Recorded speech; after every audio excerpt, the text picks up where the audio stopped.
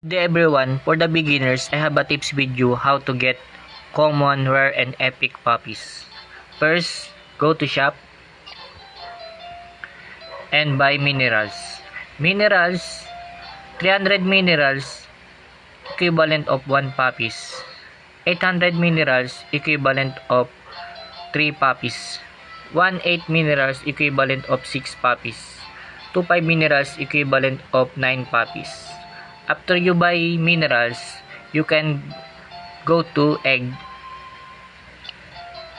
I explain with you the egg.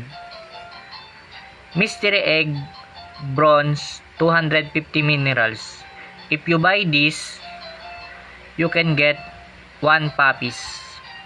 Randomly, common, and rare only. Mystery egg, silver, 500 minerals. If you buy this, you can get 1 puppies.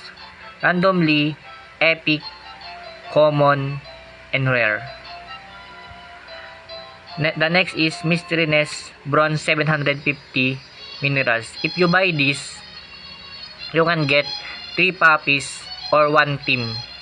Randomly, rare, and common only.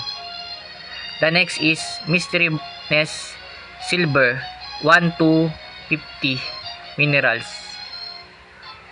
If you buy this, you can get 3 puppies or 1 team. Randomly, common, rare, and epic.